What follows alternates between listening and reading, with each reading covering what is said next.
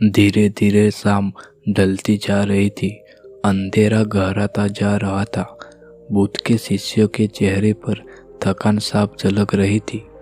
गौतम बुद्ध समझ चुके थे कि शिष्यों को विश्राम की आवश्यकता है और उन्होंने सुरक्षित स्थान देखकर शिष्यों को रुकने का आदेश दिया। कुछ समय पश्चात एक शिष्य ने बुद्ध से प्रश्न किया कि गुरुजी, क्या विद्या को किसी भी बल के द्वारा सीखा जा सकता है? तो गौतम बुद्ध बोले, कदापि नहीं। विद्या को केवल सेवा भाव से ही सीखा जा सकता है। इसी संबंध में मैं तुम्हें एक बहुत बलशाली राजा की कथा सुनाता हूँ। और गौतम बुद्ध ने कथा सुनानी प्रारंभ की। एक फकीर था।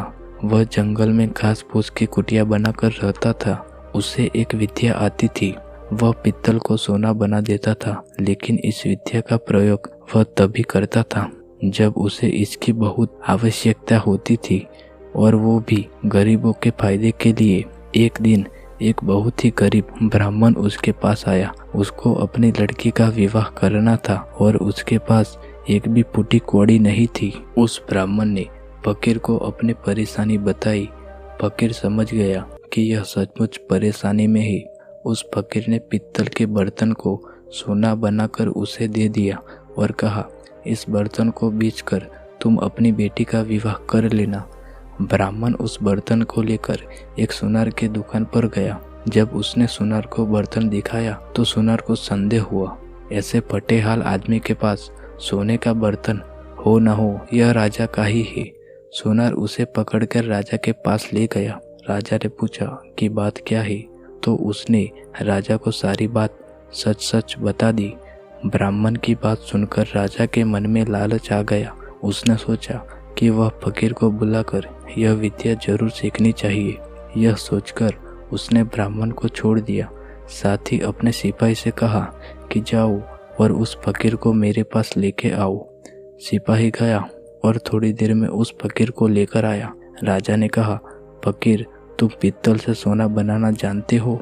फकीर बोला, जी हाँ। राजा ने कहा, यह विद्या मुझे सिखा दो।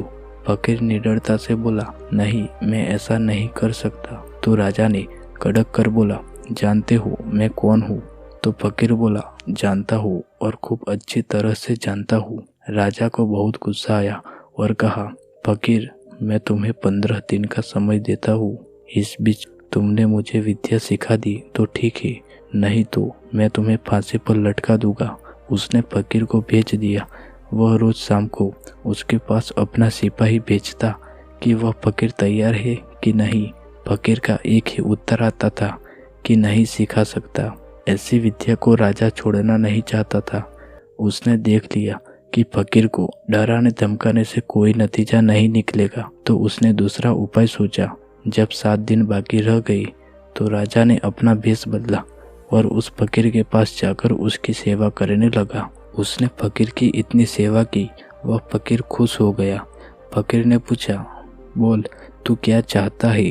राजा ने कहा, मुझे आप वो विद्या सिखा दो जिससे आप पित्तल से सोना बनाते हो। फकीर ने उसे विद्या सिखा दी और कहा, देख, इस विद्या का उपयोग तुम दीन दुखियों की सेवा और भलाई के लिए करना। राजा अपने महल में आ गया।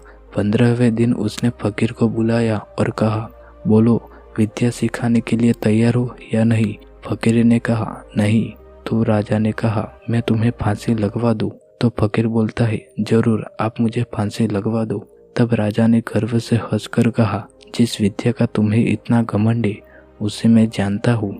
और राजा ने पित्तल को सोना बनाकर दिखा दिया। फकीर ने कहा, राजन, तुमने यह विद्या किसी भी सेवा करने सीखी है। विद्या कभी भी डरा धमका कर हासिल नहीं की जा सकती है। सभी शिष्य कहानी का अर्थ समझ चुके थे। इसके पश्चात सभी शिष्यों ने गौतम बुद्ध के साथ भोजन किया और विश्राम करने लगे।